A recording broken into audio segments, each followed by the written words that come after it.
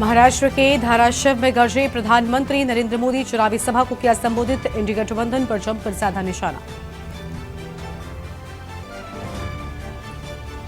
पतंजलि विज्ञापन केस की supreme court में सुनवाई, कोर्ट ने कहा न्यूज़पेपर्स की मेन कॉपी जमा करें, रामदेव बालकृष्ण को पेशी से छूट दी। केजरीवाल की गिरफ्तारी को लेकर आज फिर सुप्रीम कोर्ट में सुनवाई, कल सुप्रीम कोर्ट ने पूछा आप अरेस्ट रिमांड के खिलाफ हैं तो बेल के लिए अप्लाई क्यों नहीं किया। चारधाम यात्रा को लेकर पहली बार श्रद्धालुओं की संख्या सीमित, केदारनाथ में रोज 15,000, बद्रीनाथ में 16 तो वहीं 16,000 लोग ज्यादा कर रहे दर्शन। बिजनौर में चलती कार पर पलटा ट्रक, कार चालक कारोबारी की जलकर मौत, पत्नी, बहन और 3 बच्चों को निकाला सुरक्षित। प्रयागराज देश में 5वां सबसे गर्म शहर, अयोध्या में 43 डिग्री सेल्सियस पहुंचा पारा, 2 मौत के बाद प्रशासन अलर्ट, दावा 5 मिनट में अस्पताल पहुंचाएंगे। आप देख रहे हैं के न्यूज, खबरों का सारथी। नमस्कार, देश की बात में आप सभी का स्वागत है। मैं हूं आपके साथ गरिमा वाजपेयी और अहम खबर से करते हैं बुलेटिन की शुरुआत। कानपुर में प्रधानमंत्री मोदी का पहला रोड शो 4 मई को होगा। 4 मई को प्रधानमंत्री मोदी का रोड शो होगा। बीजेपी कार्यकर्ताओं ने तैयारियां शुरू कर दी है। गुमटी गुरुद्वारा से फजलगंज तक रोड शो की बात सामने आ रही है। रोड शो शाम करीब 6 बजे शुरू होगा। रोड शो में मुख्यमंत्री योगी भी मौजूद रहेंगे। मुस्लिम महिलाएं पीएम का शुक्रिया भी कर सकती हैं। बड़ी जानकारी आपको बता रहे हैं, जहां पर कानपुर में रोड शो को लेकर सभी तैयारियां पूरी की जा रही हैं। गुमटी गुरुद्वारा से फजलगंज तक यहां पर पूरी तैयारियां होने वाली हैं। रोड शो की बात करें तो शाम करीब 6 बजे ये शुरू हो जाएगा और रोड शो में मुख्यमंत्री योगी भी मौजूद होंगे।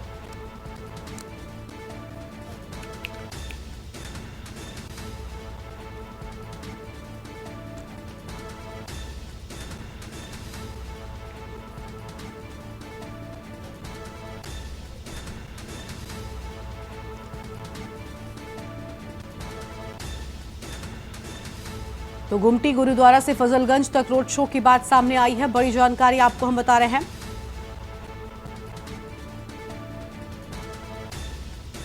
और रोड शो शाम करीब 6 बजे होगा शुरू। बड़ी जानकारी आपको हम बता दें और मुख्यमंत्री योगी भी इस रोड शो में मौजूद रहेंगे।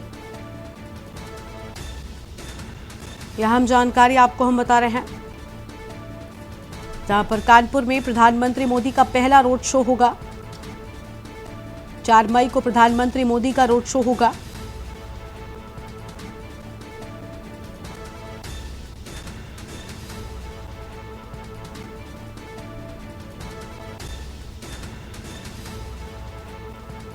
और इसी खबर पर बातचीत के लिए हमारे साथ हमारे संवाददाता कौस्तुभ जुड़ चुके हैं। कौस्तुभ, रोड शो की शुरुआत करीब 6 बजे हो जाएगी और इस रोड शो को लेकर कानपुर में कितनी तैयारियां हो रही हैं? जी बिल्कुल, बताना चाहूंगा कि 4 मई को पीएम मोदी का पहला रोड शो कानपुर में होगा। रोड शो को लेकर बीजेपी कार्यकर्ताओं ने तैयारियां भी शुरू कर दी हैं। खासा उत्साह देखा जा रहा है कार्यकर्ताओं में। इस रोड शो में मुख्यमंत्री योगी आदित्यनाथ भी शामिल होंगे। रोड शो को लेकर कमेटी हॉल में अधिकारियों के साथ बैठक भी हुई है। बैठक में रूट तय कर लिया गया है और एक बार रूट का अंतिम जो है निरीक्षण भी किया जाएगा, अंतिम निर्णय लिया जाएगा। और बीजेपी जिला अध्यक्ष ने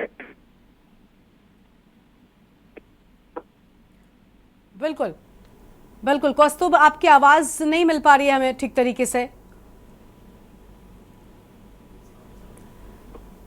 कौस्तुभ, स्थानीय जो बीजेपी के नेता हैं उनकी ओर से तैयारियां कितनी की गई हैं? रूट दिया जा रहा है।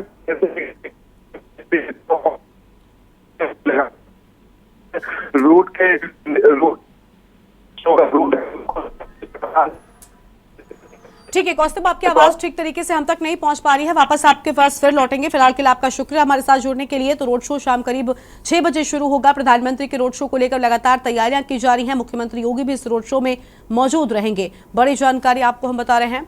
और कानपुर में प्रधानमंत्री मोदी का पहला रोड शो।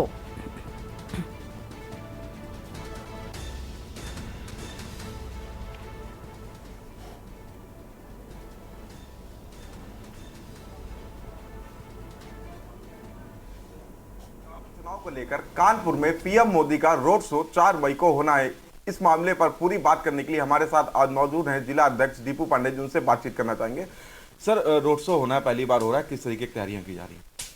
बहुत व्यापक मात्रा में तैयारियां हैं। हम सब कार्यकर्ताओं में और कानपुर के जनमानस में बहुत उत्साह है और ये कानपुर का रोड शो निश्चित रूप से अब तक होने वाले सभी रोड शो से अप्रतिम होगा, बहुत दिव्य होगा और निश्चित पूरे देश को इस रोड शो से संदेश जाने वाला है। बहुत व्यापक तैयारियां, निचले स्तर तक तैयारियां चल रही हैं। मोदी जी के स्वागत की, उनके लिए हमारे रोड शो के रूट में विभिन्न प्रकार से हम लोग अभिनव प्रयोग करने वाले हैं। उनको प्ले कार्ड भी दिखाएंगे। हमारी कुछ मुस्लिम बहनें भी उनका शुक्रिया अदा करेंगी 3 तलाक से मुक्ति के लिए। वहीं हमारे दिव्यांगजन भी, उनके भी बराबर फ़ोन आ रहे हैं कि भैया हमारे लिए भी ब्लॉग बनाना चाहिए। शहर के तमाम की वोटर्स, जिनको हम कहते हैं चिकित्सक, शिक्षक, वकील, इस तरह के समाज सेवी संस्थाएं, सब लोग हम लोगों से लगातार संपर्क में है कि भैया हमारे लिए भी स्थान सुरक्षित रहना चाहिए। और इतना ज़्यादा उत्साह है कानपुर में कि मान लीजिए, क्योंकि मोदी जी इस समय विश्व के सर्वश्रेष्ठ नेता होने के साथ साथ भारत माता की सेवा के लिए, अपने देश की सेवा के लिए लगातार 18-18, 20-20 घंटे मेहनत करते हैं और इस कारण से सभी कार्यकर्ताओं के, सभी देशवासियों के प्रेरणा स्रोत हैं। तो बहुत बढ़िया रोड शो होने वाला है, ये हम आपसे बताना चाहते हैं। तो आपने सुना कि मोदी जी का जो रोड शो है उसमें मुस्लिम महिलाएं भी अपना प्रतिभाग करेंगी। इसके साथ ही जिला अध्यक्ष जी का कहना है कि मोदी जी के आने से पूरा माहौल जो है वो मोदीमय हो जाएगा। कैमरा पर्सन रवि के साथ कानपुर से कौस्तुभ मिश्रा, के न्यूज़ इंडिया। खबर आपको दिल्ली से बताते हैं। इस बीच दिल्ली से एक बड़ी जानकारी, जहां पर देवेंद्र यादव बनाए गए दिल्ली कांग्रेस के नए अध्यक्ष। बड़ी जानकारी आपको बता रहे हैं, दिल्ली कांग्रेस के अध्यक्ष अरविंद सिंह लवली के इस्तीफे के बाद यह पद खाली हुआ था और अब नई जिम्मेदारी सौंप दी गई है। देवेंद्र यादव को अंतरिम अध्यक्ष बनाया गया है। बड़ी जानकारी आपको हम बता रहे हैं। दिल्ली प्रदेश कांग्रेस कमेटी का अध्यक्ष नियुक्त किया गया है और देवेंद्र यादव कांग्रेस के दिल्ली के अध्यक्ष बनाए गए हैं। बड़ी जानकारी आपको हम बता रहे हैं। अरविंद सिंह लवली के इस्तीफे के बाद ये फैसला कांग्रेस पार्टी की ओर से लिया गया और देवेंद्र यादव को अंतरिम अध्यक्ष बनाए जाने की बात सामने आई है। अहम खबर आपको हम बता रहे हैं। दिल्ली प्रदेश कांग्रेस कमेटी का अध्यक्ष नियुक्त किया गया है।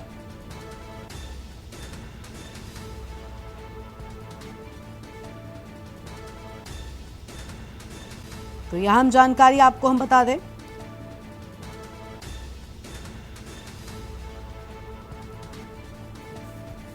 और इसी खबर पर अधिक अपडेट के लिए हमारे साथ हमारे संवाददाता प्रवेश शर्मा जुड़ चुके हैं। प्रवेश, अरविंद सिंह लवली के इस्तीफे के बाद कांग्रेस एक्शन मोड में आई और देवेंद्र यादव को अब बड़ी जिम्मेदारी दे दी गई है। बिल्कुल, देखिए, जब से अरविंद सिंह लवली ने इस्तीफा दिया था अध्यक्ष, उसके बाद से लगातार पद खाली होने की वजह से कयास लगाए जा रहे थे कि किसको बनाया जाए। कयास में रेस में सीधे तौर पर अनिल चौधरी का नाम भी शामिल था, लेकिन देवेंद्र यादव को फाइनली कांग्रेस और सांसद केसी वेणुगोपाल ने ये जानकारी दी है कि उनको नियुक्त कर दिया गया है और अब दिल्ली कांग्रेस प्रदेश का पद संभालेंगे और आगे की जो लोकसभा चुनाव की रणनीति है उसमें वो अपना खासी भूमिका निभाएंगे। जी बिल्कुल, साफ तौर पर कहीं ना कहीं कांग्रेस पार्टी लगातार एक्शन मोड में नजर आई, क्योंकि काफी किरकिरी भी हुई थी प्रवेश कांग्रेस पार्टी की। ऐसे वक्त में जब लोकसभा का चुनाव इतने नजदीक है, मतदान हो रहा है, 2 चरण पूरे हो चुके हैं, ऐसे वक्त में प्रदेश अध्यक्ष का इस्तीफा देना एक बड़ी बात थी।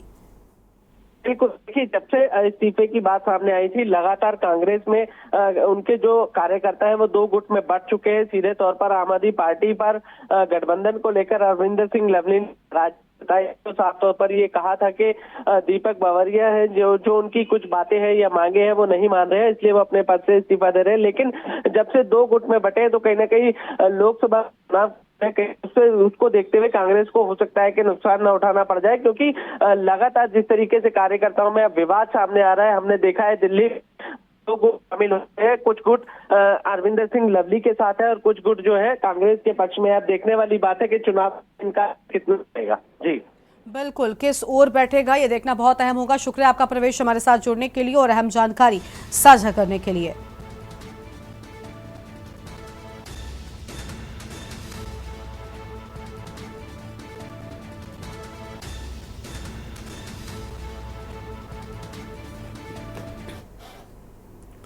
और अगली खबर कन्नौज से है, जहां पर पुलिस ने पकड़ी अवैध शस्त्र फैक्ट्री। तो कन्नौज से बड़ी जानकारी आपको हम बता रहे हैं, जहां पर बंदूक, राइफल, पोनिया सहित 24 असलहे बरामद किए जाने की बात सामने आई है। 15 बने अधबने कारतूस, शस्त्र बनाने के उपकरण बरामद किए गए हैं।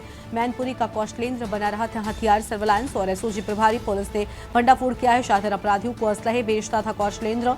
एसपी की ओर से ये बातें कही गई। कासगंज का रहने वाला एक साथी फरार है और फरार असलहा माफिया को गिरफ्तार किया जाएगा। एसपी ने साफ तौर पर कहा है अवैध शस्त्र फैक्ट्री पकड़ने वाली टीम को पुरस्कृत भी किया जाने की बात सामने आई है।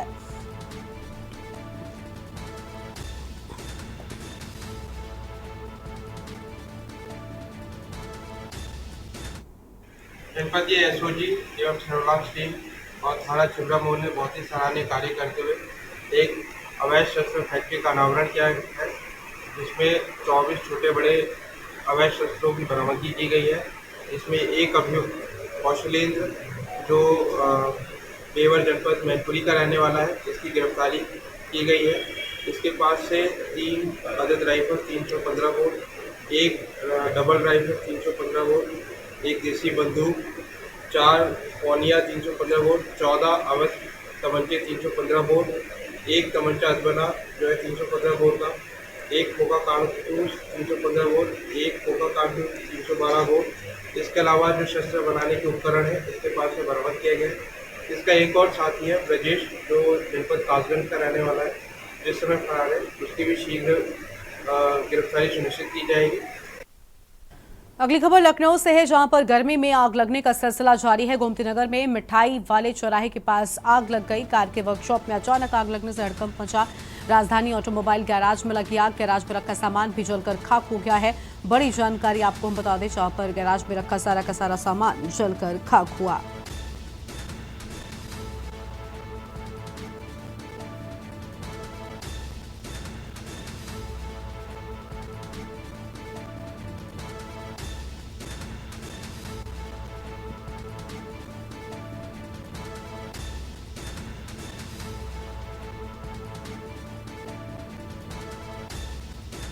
तो ये बड़ी जानकारी आपको हम बता रहे हैं।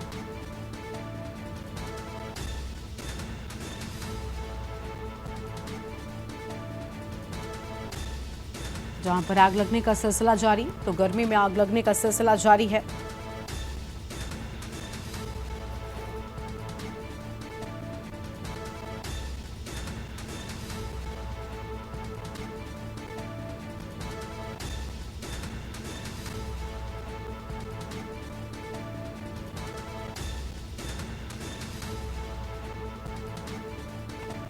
गोमती नगर में मिठाई वाले चौराहे के पास आग लगी और गैराज में रखा सारा सामान जलकर खाक हो गया है।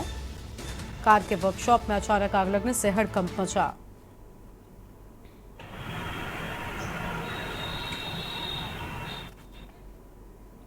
लोकसभा के 2 चरणों के चुनाव संपन्न होने के बाद भारतीय जनता पार्टी के प्रदेश अध्यक्ष भूपेंद्र चौधरी से के न्यूज संवाददाता ने खास बातचीत की है। उन्होंने क्या कुछ कहा है, आइए आपको सुनाते हैं। चुनाव के दूसरा चरण को संपन्न हो चुके हैं और 2-3 चरण की लगातार भारतीय जनता पार्टी तैयारी कर रही है। ऐसे में भारतीय जनता पार्टी के प्रदेश अध्यक्ष भूपेंद्र चौधरी लगातार दौरे कर रहे हैं और लगातार जगह जगह जाके जो है लोकसभाओं में जानने का प्रयास कर रहे हैं। सर, एक तरफ इंडिया गठबंधन है, दूसरी तरफ आप लोग, किस तरह तैयारी चल रही है सर लोकसभा चुनाव को? हमारी पूरी तैयारी है और अपने जो हमारा संकल्प है माननीय प्रधानमंत्री जी के नेतृत्व में और हमारा एजेंडा है डेवलपमेंट का, विकास का, उसके आधार पर बीजेपी का एक कार्यकर्ता लगातार जनता के बीच में और हम पूरी तैयारी के साथ माननीय प्रधानमंत्री जी के भी कार्यक्रम हुए हैं, मुख्यमंत्री जी भी लगातार सक्रिय हैं। तो हमारी पूरी तैयारी है। मुझे विश्वास है भारतीय जनता पार्टी माननीय प्रधानमंत्री जी का जो संकल्प है अब की बार 400 पार का, उसे पूरा करें। सर, इस बार रायबरेली और अमेठी 2 ऐसी सीटें हैं जहां मुश्किल से 2 दिन बचे हुए हैं अब, लेकिन अभी तक उम्मीदवार नहीं घोषित हो पाए वहाँ पे। नहीं, हमारे तो अमेठी में श्रीमती स्मृति ईरानी भारतीय जनता पार्टी की प्रत्याशी है, उन्होंने नामांकन करा लिया है। अभी पार्टी की एक रणनीति है और उस रणनीति के तहत, हमारी चुनावी रणनीति के तहत अभी समय है नामांकन का और जितनी जल्दी होगा पार्टी अपना रायबरेली में प्रत्याशी उतार कर हम लोग, और हमारा संगठन का काम नियमित रूप से चलने वाला काम, मतदान हुआ, परसेंटेज बड़ा कम रहा, लेकिन भारतीय जनता पार्टी अब आगे कैसे अपील करेगी, किस तरीके से बात करेगी कि अभी परसेंटेज इस बार बेहतर हो सके? विपक्षी लोगों की जो उनकी जनता के बीच में उपस्थिति है वो लगभग नगण्य रही है। वो सोशल मीडिया के माध्यम से ही अपनी बात आगे बढ़ा रहे हैं, लेकिन हमारी उपस्थिति जनता के बीच में है। उसी कारण मुझे ऐसा लगता है कि मतदान प्रतिशत प्रभावित हुआ है, लेकिन हमारी पूरी तैयारी है और हमारी पूरी तैयारी के साथ लगातार मोदी जी के नेतृत्व में जनता के बीच में। ये थे हमारे साथ में भारतीय जनता पार्टी के प्रदेश अध्यक्ष भूपेंद्र चौधरी, जिनका साफ तौर पे कहना है कि भारतीय जनता पार्टी लगातार 400 का जो लक्ष्य है उसको पाने के लिए लगातार प्रयास कर रही है। कैमरामैन रमेश वर्मा के साथ मैं संदीप मिश्रा, के न्यूज़, लखनऊ। और उत्तर प्रदेश में चुनाव प्रबंधन की कमान संभाल रहे उत्तर प्रदेश सरकार में जल शक्ति मंत्री स्वतंत्र देव सिंह ने के न्यूज़ संवाददाता से खास बातचीत की है और बात करते उन्होंने क्या कुछ कहा है, चलिए आपको सुनाते हैं। दूसरा चरण पूरा हो चुका है, ऐसे में चुनाव संयोजक और उत्तर प्रदेश सरकार में जल शक्ति मंत्री स्वतंत्र जी हमारे साथ में है। सर, एक तरफ इंडिया गठबंधन है, दूसरी तरफ एनडीए गठबंधन है, कैसे देख रहे हैं इस बार लोकसभा चुनाव? देखिए, पहली बार दलित, शोषित, वंचित, आदिवासी है, बनवासी है, गिरवासी है, ऐसे पिछड़े हैं, मूसर है, बनटाइयाँ है, थारू है, जिसको गरीब कल्याण योजनाओं को डायरेक्ट लाभ मिला है। 1 रुपया का भ्रष्टाचार नहीं है। पहले इनकी योजनाओं को लोग लूट लेते थे सपा बसपा शासन।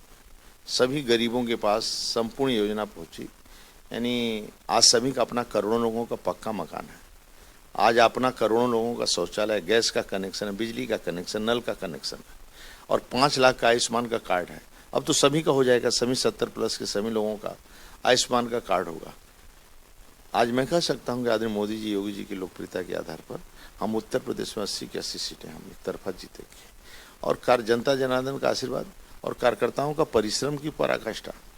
बीजेपी में अद्भुत कार्यकर्ता है, देवतुल्य कार्यकर्ता, उसके आधार पर हम एक तरफा चुनाव जीतेंगे। समाजवादी पार्टी अभी तक पूरे अपने उम्मीदवारों पे भी संशय बनाए रखी, कहीं उम्मीदवार उतारती है फिर बदलती है, फिर आज भी वही स्टेप चल रहा है लगातार। क्या है, ये सब अधिकांश वंशवाद की पार्टियां हैं, परिवारवाद की पार्टियां हैं, इसलिए अब कार्यकर्ताओं का भरोसा इनके ऊपर से उठ गया है, इनके कार्यकर्ताओं का। और वो भारतीय जनता पार्टी में बड़े पैमाने पर लोग जुड़े। लोगों को आशा लग रहा है कि भारतीय जनता पार्टी एक ऐसा दल है जो कार्यकर्ताओं को सम्मान देती है और कार्यकर्ताओं को आगे बढ़ाती है। इसलिए न कांग्रेस न सपा बसपा सभी को लोगों ने नकार दिया है। आदरणीय मोदी जी के प्रति विश्वास है और गरीबों का भी विश्वास है, आदरणीय योगी जी के प्रति लोगों का विश्वास है। इसलिए है एक तरफा हम उत्तर प्रदेश में सभी सीटें जीतने जा रहे हैं। इंडिया गठबंधन में 17 सीटें पाने वाली कांग्रेस अभी तक रायबरेली और अमेठी अपना उम्मीदवार नहीं उतार पाई है, 2 दिन बचे हुए हैं। देखिए, वह क्या करते हैं क्या नहीं करते हैं, लेकिन रायबरेली अमेठी हम जीतेंगे और एक तरफा जीतेंगे। तो ये थे हमारे साथ में जल शक्ति मंत्री स्वतंत्र देव जी, जिनका साफ तौर पे कहना है लोकसभा चुनाव के प्रधानमंत्री नरेंद्र मोदी के 400 नारे के साथ में चुनाव लड़ रहे हैं। कैमरा आदित्य तिवारी के साथ मैं संदीप मिश्रा, के न्यूज़, लखनऊ। फतेहपुर से अगली खबर है, जहां पर युवक के निर्मम हत्या से सनसनी मच गई है। शव मिलने से इलाके में सनसनी फैली। बड़ी जानकारी आपको हम बता रहे हैं। हत्या कर शव फेंके जाने की आशंका। मृतक के चेहरे पर चोट के कई निशान मिले हैं। पुलिस शव के शिनाख्त करने में जुटी हुई है। गाजीपुर के चक काजीपुर गांव का ये पूरा मामला है। हत्या कर शव फेंके जाने की आशंका है। ये अहम खबर आपको हम बता रहे हैं।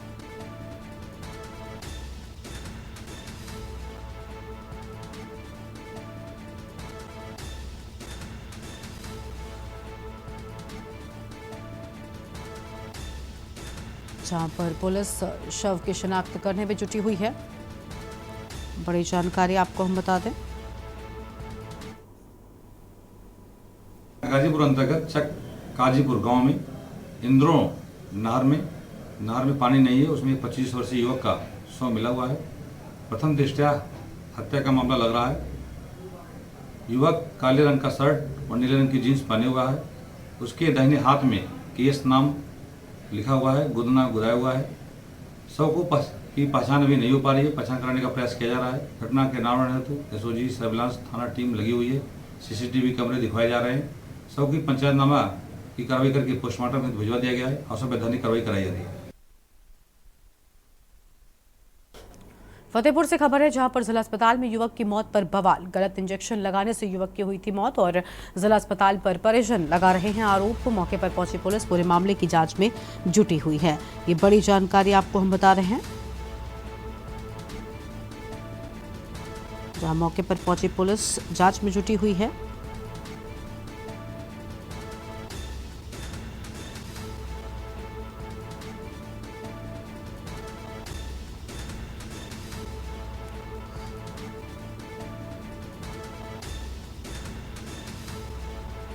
जिला अस्पताल पर परेशान लगा रहे हैं आरोप।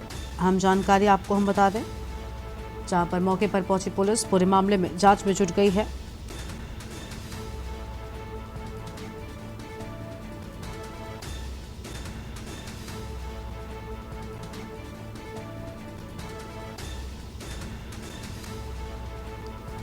गलत इंजेक्शन लगाने से युवक की हुई मौत, बड़ी जानकारी आपको बता दें। अस्पताल की ये पूरी घटना है। जिला अस्पताल पर परेशान लगा रहे आरोप। और अगली खबर फर्रुखाबाद से है, जहां पर सलमान खुर्शीद के परिजनों के बयान पर पलटवार। सपा के पक्ष में वोट जिहाद की बात पर भड़की बीजेपी।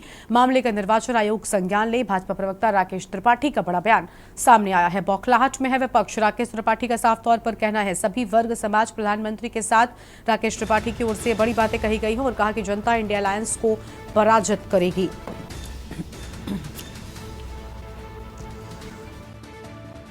आपको हम बता रहे हैं,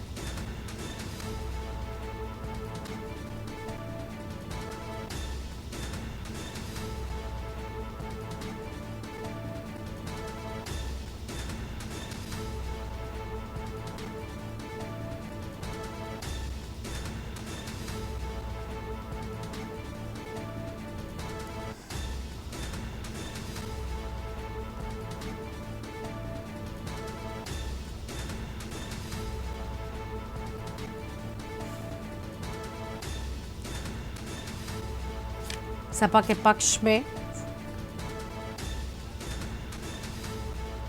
आपको बता दें कि यहाँ पर राकेश त्रिपाठी की ओर से अहम बयान सामने आए हैं।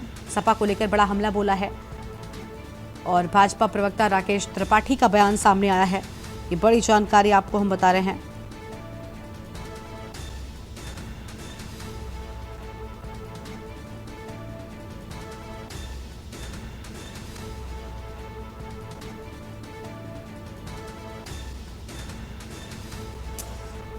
फर्रुखाबाद से खबर, सलमान खुर्शीद के परिजनों को लेकर यह अहम बात सामने आई है और सपा के पक्ष में वोट जिहाद की बात पर भड़की है भाजपा। मामले का निर्वाचन आयोग संज्ञान ले। ये बड़ी बातें राकेश त्रिपाठी कहते हुए नजर आए हैं। भाजपा प्रवक्ता राकेश त्रिपाठी का बयान सामने आया है। तो यह अहम खबर आपको हम बता रहे हैं, जहां पर भाजपा प्रवक्ता राकेश त्रिपाठी का बयान सामने आया।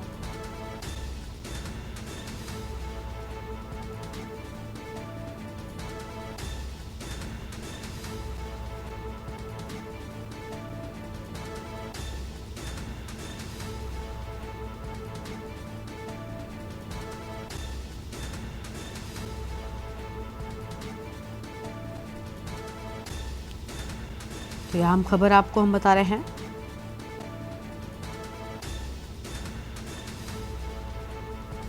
जहां पर भाजपा प्रवक्ता राकेश त्रिपाठी का बड़ा बयान सामने आया है।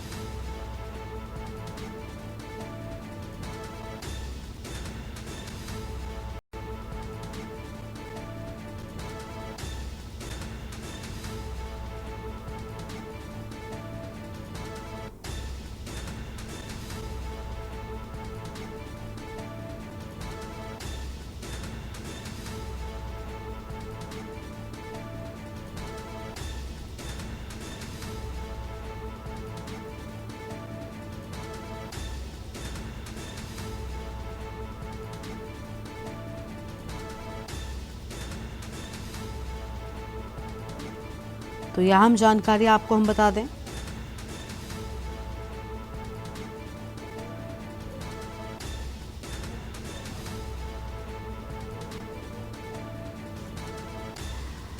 जनता इंडिया अलायंस को पराजित करेगी। राकेश त्रिपाठी की ओर से ये सारी बड़ी बातें कही गई हैं।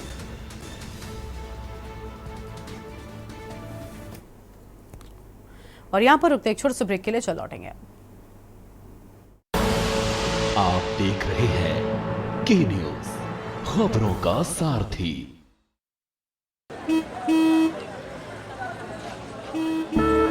चल हो जा शुरू। केसरिया से मन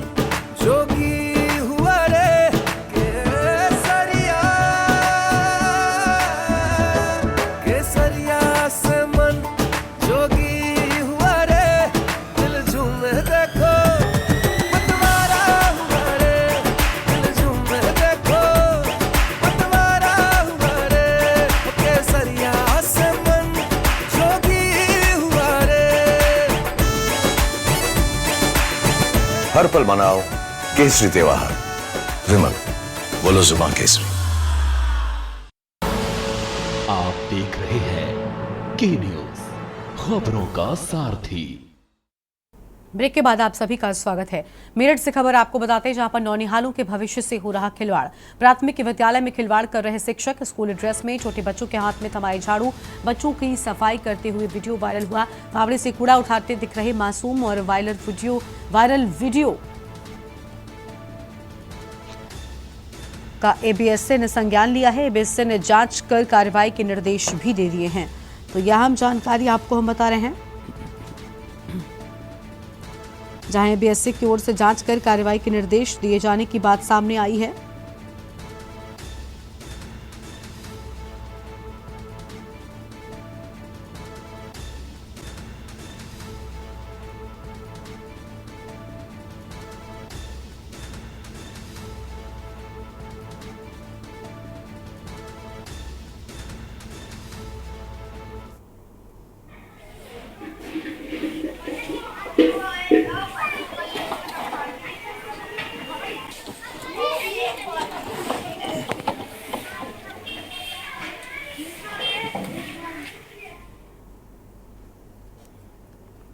तो ये पूरा मामला आपने देखा, जहां पर अब पूरे मामले पर एबीएसए की ओर से एक्शन लिया गया है। आगे बढ़ते हैं खबरों की ओर। एटा से खबर, जहां पर आईटीबीपी जवान को ट्रक ने टक्कर मारी है और इससे जवान की मौत हो गई है। गुवाहाटी में परेड के दौरान हुआ हादसा। जवान की मौत के बाद गांव में सन्नाटा पसरा हुआ है। शकरौली के खेड़ा बिचपुरी के नगला मढ़ी का ये पूरा मामला बताया जा रहा है। तो नगला मढ़ी गांव का ये पूरा मामला है। अहम खबर आपको हम बता रहे हैं।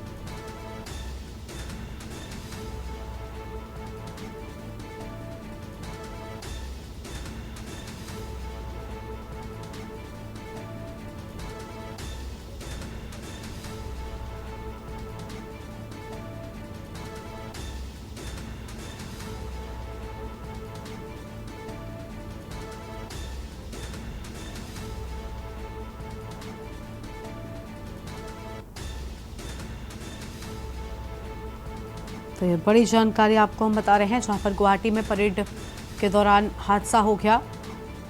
जवान की मौत के बाद गांव में पसरा सन्नाटा।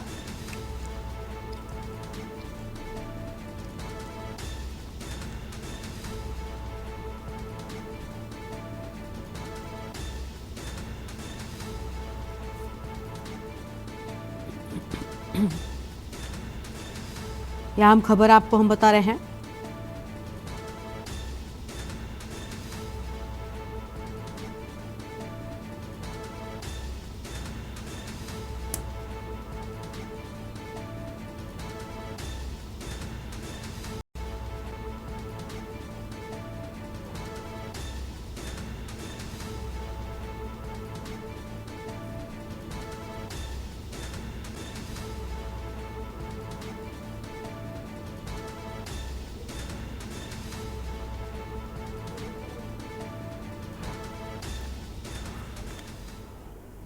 और इसी खबर पर बातचीत के लिए हमारे साथ में हमारे संवाददाता ज्ञानेश कुमार जुड़ चुके हैं। ज्ञानेश, आईटीबीपी जवान की मौत की बात सामने आई है, यह हादसा कैसे हुआ?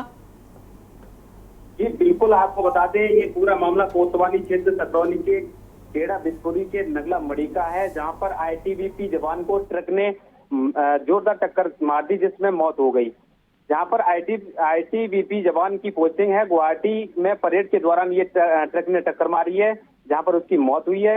आईटीबीपी जवान का पार्थिव शरीर उसके पैतृक गांव खेड़ा बिचपुरी के नगला मड़ी में पहुंच चुका है, जहां पर दाह संस्कार किया जा रहा है। जी बिल्कुल बिल्कुल, पूरे मामले में इसके बाद से ही गांव में मातम छाया हुआ है। शुक्रिया ज्ञानेश आपका अधिक जानकारी के लिए। तो यह हम खबर आपको हम बता रहे हैं, जहां पर आईटीबीपी जवान की मौत हो गई है। ट्रक ने टक्कर मारी, जिसके बाद इस हादसे में जान चली गई।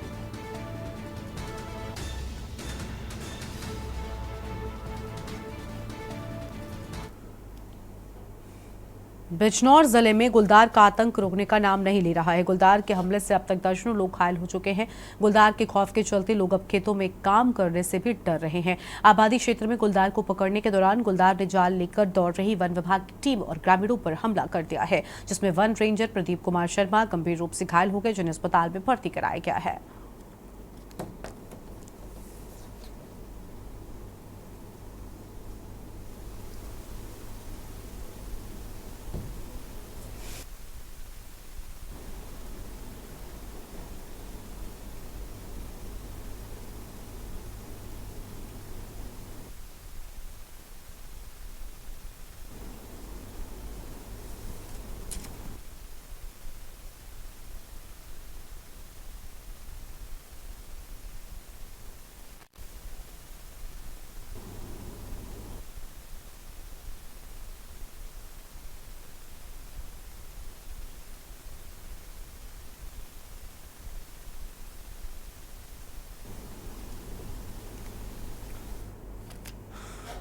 खबर है गाजीपुर से, जहां पर इलाज में लापरवाही से महिला की मौत का मामला सामने आया है। पूरा मामला गाजीपुर महिला अस्पताल का है, जहां पर पीड़ित परिवारजनों का आरोप है कि ऑपरेशन के बाद डॉक्टरों की लापरवाही के चलते प्रसूता की मौत हो गई है।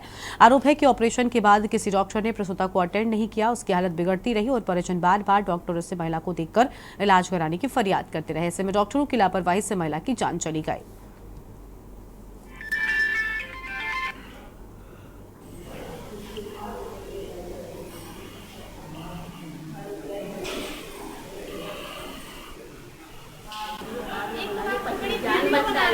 वीडियो बना रहे हैं, देखो ये है अटेंडर, ये है जान बचा।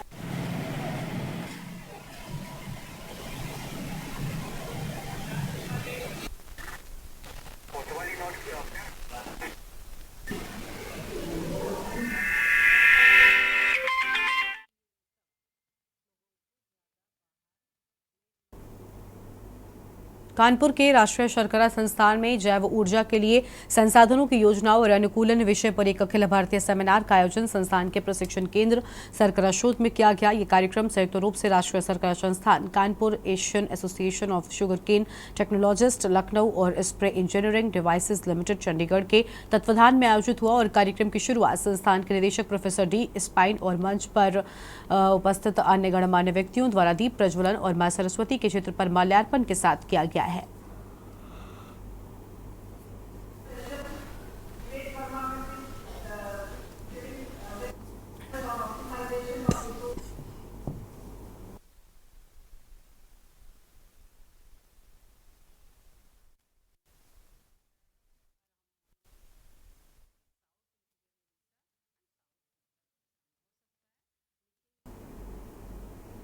कानपुर में लोकसभा चुनाव के मद्देनजर नामांकन की संपूर्ण प्रक्रिया के बाद अब जिला निर्वाचन अधिकारी राकेश कुमार सिंह ने कानपुर लोकसभा और अकबरपुर लोकसभा के सभी प्रत्याशियों के साथ नवीन सभागार में बैठक की है, जहां पर मतदान के संबंधित सभी जानकारियां और नियम प्रत्याशियों को दिए गए। बैठक के बाद एडीएम सिटी राजेश कुमार ने कहा कि ईसीआई के निर्देशन पर जब सभी प्रत्याशी चयनित हो जाते हैं तब एक बैठक की जाती है, जिसमें प्रेक्षक और सभी आरओ और सभी रिटर्निंग ऑफिसर्स होते हैं।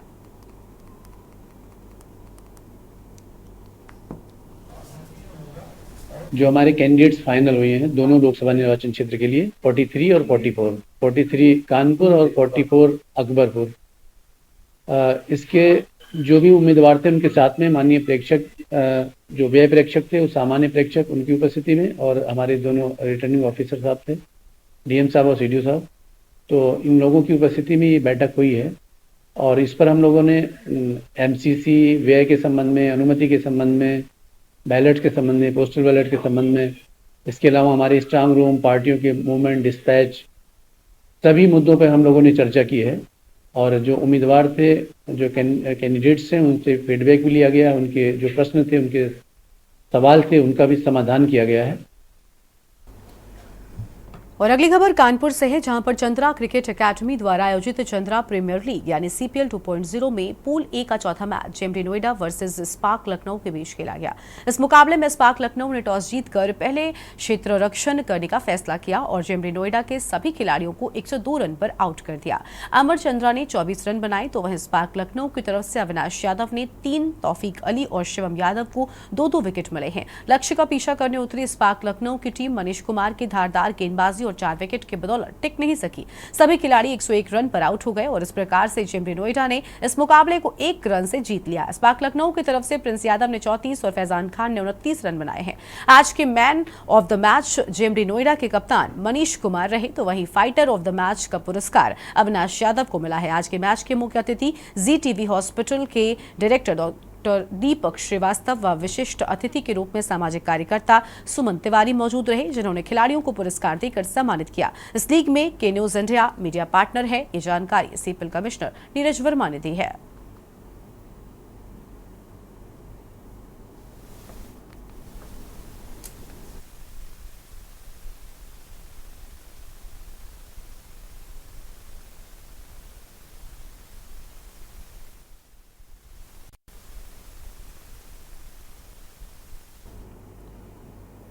अगली खबर मुरैना से है, जहां पर कांग्रेस को फिर लगेगा बड़ा झटका। वर्तमान विधायक पूर्व मंत्री बीजेपी में शामिल होंगे। हजारों कार्यकर्ताओं के साथ भारतीय जनता पार्टी का दामन थामेंगे और मध्य प्रदेश में लगातार दल बदल का दौर जारी है।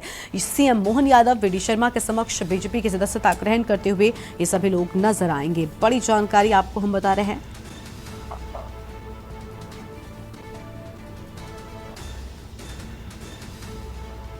तो कांग्रेस को एक और बड़ा झटका लगने वाला है।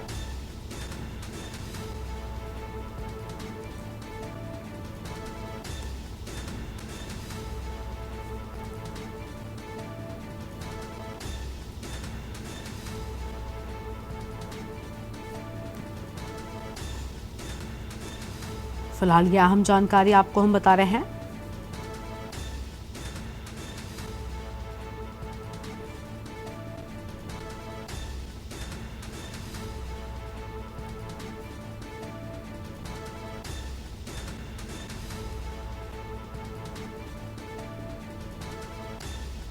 जहां पर मध्य प्रदेश में लगातार दल बदल का दौर जारी है।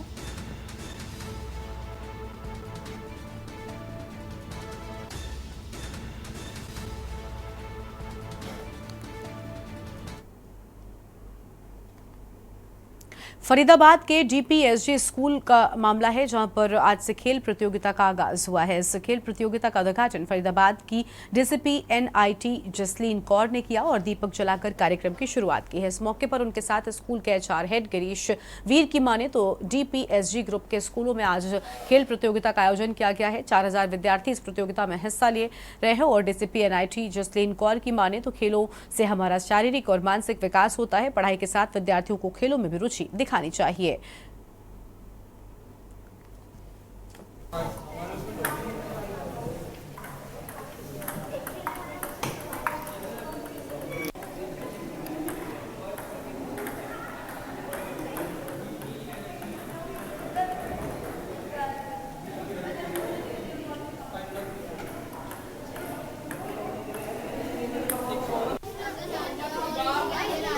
सर, आज कार्यक्रम था डीपीएसजी कप का ओपनिंग सेरेमनी, जिसमें 4000 से ज़्यादा बच्चे अलग अलग विभिन्न कार्यक्रम में पार्टिसिपेट कर रहे हैं। हमने ऑर्गेनाइज किया है यहाँ पर चेस, टेबल टेनिस और क्रिकेट। आज है केवल आज ये 3 ही खेल है या फिर रेगुलर जो एक सप्ताह का है उसमें भी यही रहने हैं? हमारे 8 स्कूल हैं सर, 8 स्कूल अलग अलग गेम्स करवा रहे हैं। हमने ये 3 गेम्स चूज़ करे हैं, तो ये पूरे हफ्ते का कार्यक्रम चलेगा, जिसमें हम लोग आज चेस और टेबल टेनिस 2 दिन चलेगा, बाकी हमारे क्रिकेट के नॉकआउट मैचेस हैं। हमारे स्कूल में डीपीएसजी कप का 2nd एडिशन हो रहा है। ये एक नेशनल लेवल इवेंट है और हमारा फोकस है, जो हमारा पूरा फोकस इस सोसाइटी का, डीपीएसजी सोसाइटी का है कि जो खेल है उसको प्रोत्साहितता देनी है पूरी देश के लेवल पे। तो 4 डिस्ट्रिक्ट्स में इस टाइम हम कर रहे हैं और करीबन 200 स्कूल पार्टिसिपेट कर रहे हैं इसके अंदर। और हमारा यही मानना है कि आज की डेट में जो हम बात करते हैं बच्चे जो मोबाइल फ़ोन और आईपैड और लैपटॉप और टीवी इन सब चीज़ों में सोशल मीडिया वगैरह में इसमें ज़्यादा अपना समय व्यतीत करते हैं, तो फिज़िकल फिटनेस बहुत ज़रूरी है।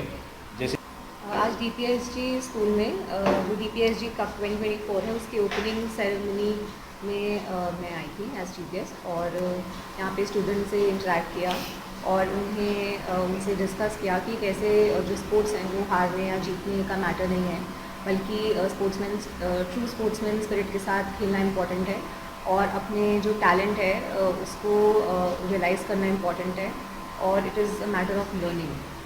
क्या संदेश दिया है आपने बच्चों को खेल के लिए? बच्चों को यही संदेश दिया है कि वो ये जो डीपीएसजी कप है इसमें ट्रू स्पोर्ट्समैन की तरह खेलें, टीम एज अ टीम, और साथ ही में अपना जो उनका टैलेंट है, जो पोटेंशियल है, उसको रियलाइज़ करते हुए एक बेहतरीन जो कमराडरी है उसके साथ इसमें पार्टिसिपेट करें। ठीक है। और फरीदाबाद के नेशनल हाईवे बाटा चौक पर ट्रैफिक पुलिस द्वारा विशेष अभियान चलाया गया, जिसके तहत कमर्शियल वाहन चालकों को लाइन चेंज के प्रति जागरूक किया गया, तो वहीं कई वाहनों के चालान भी किए गए। फरीदाबाद से दिल्ली की ओर जाने वाले नेशनल हाईवे स्थित बाटा चौक में सड़क पर लाइन चेंज के नियमों के बारे में वाहन चालकों को जागरूक किया गया कि हाईवे पर कौन सा वाहन किस लेन में चलेगा। ट्रैफिक पुलिस अधिकारी ने बताया कि इस तरह के विशेष अभियान आला अधिकारियों के निर्देश पर चलाए जाते हैं। इसी के तहत आज कमर्शियल वाहन चालकों को जागरूक करने के लिए लाइन चेंज अभियान चलाया गया, जिसके तहत जहां उन्हें जागरूक किया गया तो वहीं नियम तोड़ने वालों के चालान भी किए गए हैं। चालान तो ट्रैफिक के हम अफसर बाला के आदेश से ही करते हैं। जो आज एक विशेष अभियान था लाइन चेंज का, लाइन चेंज का चालान करने से ट्रैफिक दुर्घटनाएं कम होती है और ड्राइवर अपने लाइन में चलते हैं, जो समय समय पर इनके चालान करे जाते हैं। कितनी गाड़ियों के चालान किए जाएंगे, किस तरह से लोगों को जागरूक किया जाएगा? ट्रैफिक जागरूक तो ट्रैफिक पुलिस समय समय पर करती ही रहती है। जिस भी तरह के जो चालान करते हैं उसी का हम पहले जागरूक करते हैं, उसके बाद में अभियान छेड़ते हैं चालान करने का। उन लोगों के लिए क्या संदेश देना चाहेंगे जो ट्रैफिक के नियमों को नहीं मानते और ट्रैफिक के नियमों को नहीं मानते? उसके लिए पुलिस कार्रवाई करती है, चालान करती है समय समय पर। कदे कदे ब्रेक फिल्म का, सीट बेल्ट का, लाइन चेंज का, मोबाइल यूज का, सभी तरह के चालान करते रहते हैं। गुरदासपुर बाईपास नबीपुर के पास एक कार ट्रक को पार करते समय खंभे से टकरा गई, जिससे युवक घायल हो गया और उसे सरकारी अस्पताल भेजा गया है। घटना के चश्मदीद गवाह परमजीत ने कहा कि हम लोग साथ जा रहे थे, ट्रक जा रहा था, गाड़ी आ रही थी, तभी गाड़ी क्रॉस करने लगी और गाड़ी का संतुलन बिगड़ा तो पहले खंभे से टकराई और फिर पेड़ से जा टकराई है। शीशे टूट गए और 3-4 युवक घायल हो गए। जो लोग बाहर आए उन्हें चोटें आई हैं, अस्पताल में भर्ती कराया गया है।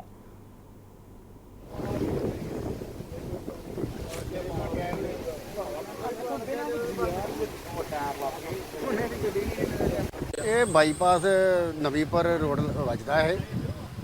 ਇਨਫੋਰਮੇਸ਼ਨ ਆਈ ਵੀ ਗੱਡੀ ਇੱਕ ਐਕਸੀਡੈਂਟ ਹੋ ਗਿਆ ਬਾਈਪਾਸ ਤੇ ਅਸੀਂ ਪੁੱਜੇ ਆ, ਮੌਕੇ ਤੇ ਪੁੱਜੇ ਆ ਕੇ ਵੇਖਿਆ ਵਾ, ਹਾਲਾਤ ਵੇਖੇ ਨੇ ਪਤਾ ਇਹ ਗੱਲ ਲੱਗਾ ਵੀ ਗੱਡੀ ਓਵਰ ਸਪੀਡ ਆ ਰਹੀ ਸੀ, ਜਿਹੜੀ ਗੱਡੀ ਕੰਟਰੋਲ ਇਹਨਾਂ ਕੋ ਨਹੀਂ ਹੋ ਸਕੀ ਤੇ ਖੰਭੇ ਦੇ ਵਿੱਚ ਜਾ ਵੱਜੀ ਹੈ। ਖੰਭੇ ਤੋਂ ਬਾਅਦ ਜਾ ਕੇ ਦਰਖਤ ਵਿੱਚ ਵੱਜੀ ਆ ਤੇ ਅਚਾਨਕ ਗੱਡੀ ਵੱਜ ਗਈ ਹੈ। ਹੋਰ ਕੋਈ ਜਾਨੀ ਨੁਕਸਾਨ ਨਹੀਂ, ਕੋਈ ਕਰੀਬ 1 ਘੰਟਾ ਦੇ करीब हो गया। उत्तराखंड बोर्ड का 10वीं और 12वीं का रिजल्ट जारी किया गया है, जिसमें प्रदेश में प्रथम स्थान पर रही लड़कियों का दबदबा रहा है। और अगर 10वीं कक्षा की बात करें तो प्रथम स्थान प्राप्त करने की बात सामने आई है। लड़कियों ने बाजी मारी है हर क्षेत्र में। हाई स्कूल में परीक्षा फल 89.14 रहा है। इसमें बालकों का उत्तर प्रतिशत 85.59 तथा बालिकाओं का उत्तर प्रतिशत की अगर हम बात करें तो काफी ज्यादा रहा है।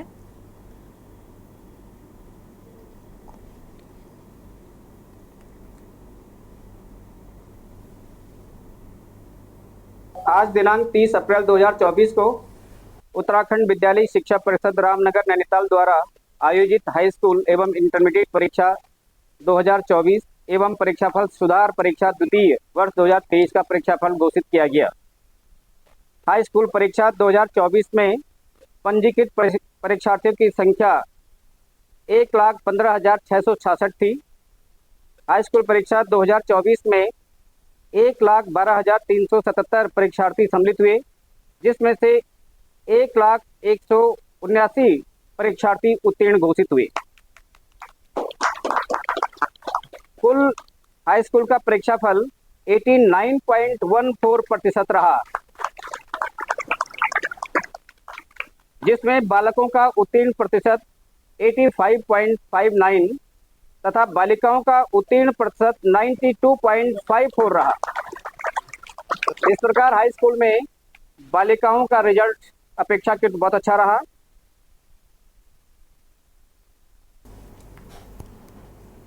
खबर है सितारगंज से, जहां पर इंडियन गैस एजेंसी पर गैस सिलेंडर न मिलने पर आक्रोशित लोगों के द्वारा पालिका के पूर्व अध्यक्ष हरीश दुबे को सूचना देकर बुलाया गया। जहां गैस एजेंसी पहुंचे पूर्व पालिका अध्यक्ष हरीश दुबे ने गैस एजेंसी प्रबंधक से वार्ता की। संतुष्ट जवाब न मिलने पर पूर्व पालिका अध्यक्ष गैस एजेंसी में ही वासियों के साथ धरने पर बैठ गए। उन्होंने बताया कि सत्यापन के नाम पर लोगों को परेशान किया जा रहा है।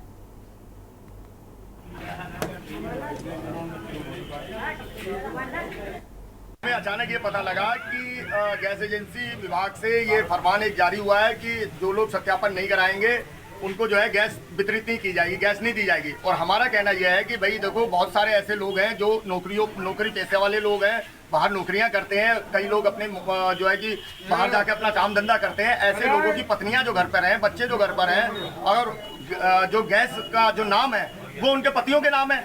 तो ऐसे लोगों का अगर आप अचानक गैस बंद कर देंगे, गैस उसको नहीं देंगे, तो फिर ऐसी स्थिति में भैया उसके घर पे रोटी कैसे बनेगी? हम सत्यापन का विरोध नहीं कर रहे हैं, आप सत्यापन करिए, समय तो दीजिए, बुनियादी तो कराइए। जो कराएगा एक समय के हिसाब से, आप जब बुनियादी करा देंगे, वो व्यक्ति आएगा, अपना कागज पूरे करेगा, अपना सत्यापन करा लेगा।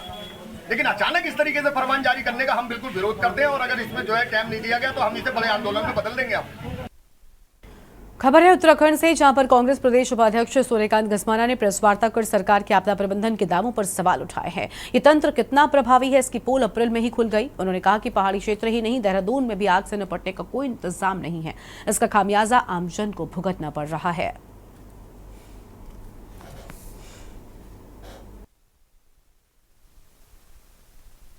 पूरे राज्य में वनाग्नि जिस तरह से फैल रही है, बड़ा चिंता का विषय है।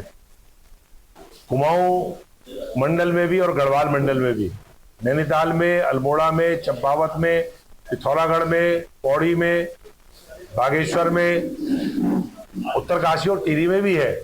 लेकिन 5 जिले ऐसे हैं जो व्यापक पैमाने पर प्रभावित हो रखे हैं। 5000 अब तक हो चुकी है, 5 गुना अग्नि की घटनाएं हो चुकी हैं। राज्य में आपदा प्रबंधन तंत्र का आप कल्पना कर सकते हैं कि आबादी के क्षेत्रों में वनाग्नि फैल गई है। बड़े बड़े दावे प्रधानमंत्री जी के द्वारा भी, मुख्यमंत्री जी के द्वारा भी, राज्य की सरकार के द्वारा, सिस्टम के द्वारा वनाग्नि को कंट्रोल करने के किए जा रहे हैं, लेकिन वनाग्नि आज की तारीख तक नियंत्रण में नहीं है।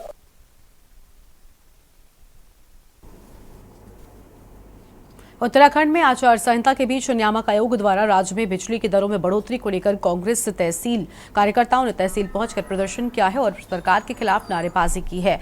आरोप है कि ऊर्जा प्रदेश में बीजेपी सरकार लगातार बिजली की दरों में बढ़ोतरी करके अपनी मनमानी कर रही है।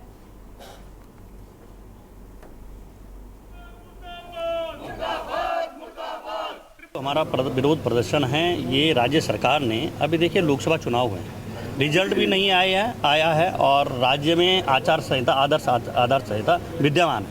पहले तो कोई ऐसे निर्णय ही नहीं लिए जाने चाहिए, लेकिन आज राज्य सरकार की हठ धर्मिता, जो ये लोग आज जनता को ठगने का काम कर रहे हैं, छलावा करने का काम कर रहे हैं। 7% लगभग बिजली की दरों में बढ़ोतरी की गई। हम उत्तराखंड को ऊर्जा प्रदेश के नाम से जानता है, हम अन्य राज्यों को बिजली देने का काम कर रहे हैं। यहाँ की सरकार, यहाँ की ट्रिपल इंजन इसलिए जोड़ रहा कि निगम में भी इनकी सरकार थी, अभी निवर्तमान है।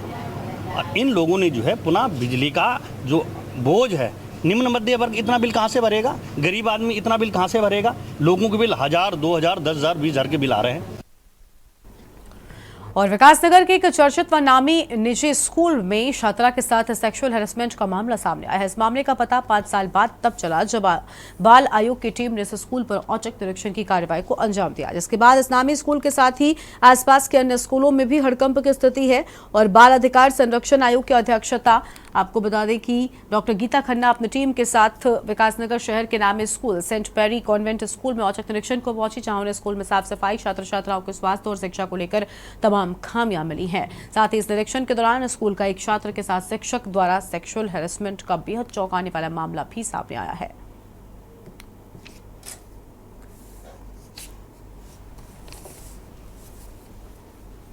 हमने उसको उल्टा करके उसमें से कंप्लेंट निकाली तो 2019 की कंप्लेंट निकली, 2020 की कंप्लेंट निकली और उसमें से सेक्सुअल हैरेसमेंट की भी कंप्लेंट निकली, जिसमें उस बच्ची ने प्लीड कर रखा है कि हमें इस अमुक टीचर से बचाया जाए। अभी मुझे पता करना होगा कि क्या वो टीचर आज भी इस विद्यालय में शिक्षा दे रहे हैं। पोस्टर्स में हमें मदर मेरी सर्व जगह नजर आई, हम उनको नमन करते हैं, वो आदरणीय हैं। पर हमारे पास कुछ और आदरणीय मदर्स फिगर्स भी हैं। सरस्वती माँ है, हमारी भारत माँ है। और शिक्षा के संस्थान में जब मैंने बच्चों से बात करी कि क्या आपने कभी वंदे मातरम इस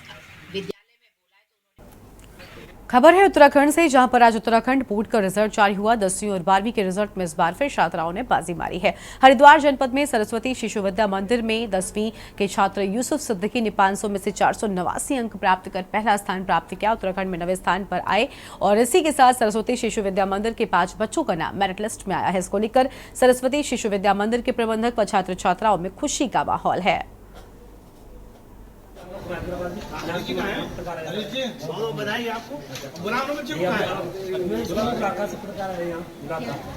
हमारा टॉपर है, उसका 97.8% आया है। उत्तराखंड की मेरिट लिस्ट में 9वां स्थान है इसका और हमारे हरिद्वार जिले में पहला स्थान है करके। और अभी तक 5 बच्चे हमारे डिक्लेयर हो गए हैं जो मेरे उत्तराखंड की मेरिट लिस्ट में है। 16वें स्थान पर 1 है, 19वें स्थान पर 2 हैं और 24वें स्थान पर 1 है।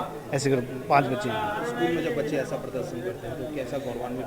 बहुत ही आनंद का क्षण होता है। इस क्षण का वो शब्दों में बयान नहीं किया जा सकता है। जब इस मैं श्रीनगर में था इससे पहले जो है, तो वहाँ 2018 में हमारे बच्चे ने पूरे उत्तराखंड को टॉप किया था। मैं 10th क्लास में हूँ और मेरे 97.8% आए हैं, 489 आउट ऑफ 500।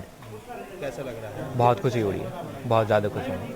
इसका श्रेय किसे देना चाहते हैं? मैं इसका श्रेय अपने माता पिता, बहन, अपने अध्यापक, उन सबको देना चाहूँगा। उन सब ने हेल्प करी है मेरी ये सबको करने में। देखने में इस बार भी देखने में आया लड़कियाँ और लड़कों के ऊपर भारी पड़ी, क्योंकि लड़के अपना थोड़ा समय बाहर भी वेस्ट कर देते हैं ना, तो उसमें अच्छा ही है कि लड़कियाँ भी आई हैं, लड़कियाँ भी आगे बढ़ी है। उसको देख के भी खुशी होती है कि देश में लड़कियाँ भी आगे आ रही हैं। और इस बीच खेल जगत से एक बड़ी जानकारी सामने आ रही है। सबसे पहले उसका रुख कर लेते हैं। इस वक्त की बड़ी खबर आपको हम बता दें, जहां पर T20 वर्ल्ड कप की टीम का ऐलान कर दिया गया है। T20 क्रिकेट वर्ल्ड कप के लिए टीम का ऐलान हुआ। इस वक्त की बड़ी जानकारी आपको हम बता दें, जहां पर ऋषभ पंत चहल की टीम में वापसी हो गई है, तो वहीं रोहित इस बार भी कप्तान रहेंगे और हार्दिक पांड्या उप कप्तान, रोहित शर्मा टीम के कप्तान होंगे। बड़ी जानकारी आपको हम बता रहे हैं खेल जगत से इस वक्त की बड़ी खबर, जहां पर T20 वर्ल्ड कप टीम का ऐलान कर दिया गया है। ये बड़ी खबर आपको हम बता रहे हैं। और रोहित शर्मा कप्तानी करेंगे, तो इसके साथ ही हार्दिक पांड्या को उप कप्तान बनाया गया है। T20 क्रिकेट वर्ल्ड कप के लिए टीम के जो नाम है वो सामने आ चुके हैं। ऋषभ पंत की भी टीम में वापसी हो चुकी है। ऋषभ पंत और चहल की भी टीम में वापसी हुई है। शिवम दुबे, संजू सैमसन, इन सभी के नाम सामने आए हैं और केएल राहुल को टीम में जगह नहीं मिलने की बात सामने आई है। इस वक्त की बड़ी जानकारी आपको हम बता दें, खेल जगत से इस वक्त की बड़ी खबर, जहां पर T20 वर्ल्ड कप की टीम का ऐलान कर दिया गया है। कुलदीप यादव, यशस्वी जायसवाल भी टीम में वापसी कर चुके हैं। अहम जानकारी आपको बता रहे हैं, ऋषभ पंत और चहल की टीम में वापसी हो चुकी है, तो ये नए नाम जो है वो सामने आ चुके हैं और वर्ल्ड कप के लिए टीम का ऐलान कर दिया गया है। बड़ी जानकारी आपको हम बता दें, रोहित शर्मा कप्तानी करते हुए नजर आएंगे। इस वक्त की बड़ी खबर खेल जगत से है। T20 वर्ल्ड कप टीम का ऐलान हुआ, तो ये बड़ी जानकारी आपको हम बता रहे हैं, जहां पर BCCI की लंबी मीटिंग हुई है और जिसके बाद मीटिंग खत्म होने के बाद टीम का ऐलान कर दिया गया है। ये बड़ी खबर आपको हम बता दें। T20 वर्ल्ड कप 2024 के लिए टीम इंडिया के खिलाड़ियों का नाम सामने आ चुका है। BCCI की एक लंबी मीटिंग के बाद यहां पर टीम के जो प्लेयर्स थे उनके नामों पर फाइनल मोहर लग चुकी है। रोहित शर्मा कप्तानी करते हुए नजर आएंगे और हार्दिक पांड्या उप कप्तान। इसके साथ ही ऋषभ पंत और चहल की टीम में वापसी हो चुकी है। ये बड़ी जानकारी आपको हम बता रहे हैं, जहां पर टीम इंडिया का ऐलान, और अब इस सब के बाद जल्द ही पहले मैच की तारीख भी सामने आएगी। तो इस वक्त की बड़ी जानकारी आपको हम बता रहे हैं, जहां पर इंडिया स्क्वाड के जो प्लेयर्स हैं उनके नाम सामने आ चुके हैं। T20 क्रिकेट वर्ल्ड कप के लिए टीम का ऐलान कर दिया गया है। और अगली खबर आपको कानपुर से बताते हैं। इसी बीच कानपुर से एक बड़ी जानकारी आपको हम बताते हैं, जहां पर प्रत्याशियों के जनसंपर्क में तेजी आई है। कानपुर से बड़ी जानकारी, प्रत्याशियों के जनसंपर्क में आई तेजी। राजेश द्विवेदी को लेकर अहम बात, और बसपा से अकबरपुर लोकसभा प्रत्याशी हैं राजेश द्विवेदी। अहम जानकारी आपको हम बता रहे हैं, जनता ने भी बढ़ चढ़कर हिस्सा लिया है। कानपुर से खबर, प्रत्याशियों के जनसंपर्क में तेजी आई है। फिलहाल ये बड़ी जानकारी आपको हम बता रहे हैं, जहां पर बसपा से अकबरपुर लोकसभा प्रत्याशी हैं Rajesh Dwivedi. Armapur ordnance factory small arms में खड़ा हूँ और यहाँ के कर्मचारियों के पूरे सहयोग के साथ खड़ा हूँ। और हमारा पहला मुद्दा होगा कि हम लोग अगर सत्ता में आते हैं, चुनाव जीतते हैं, तो सदन में ओल्ड पेंशन लागू करने के लिए हम अपना समर्थन करेंगे और प्रस्ताव उठाएंगे। और तो ये भाजपा जो है वो सभी प्राइवेटाइजेशन जो कर रही है, इसका तुरंत रोक लगाई जाए। हम सब अपने बीएसपी के जितने भी सांसद होंगे और जितने भी हमारे पक्ष में होंगे जो वर्करों के, उनका सबका समर्थन लेकर सदन में विरोध प्रदर्शन करेंगे कि ये काम होना चाहिए। और देश की बात में फिलहाल लेते हैं। तमाम खबरों के लिए आप देख रहे हैं न्यूज़ इंडिया। नमस्कार। आप देख रहे हैं के न्यूज़ खबरों।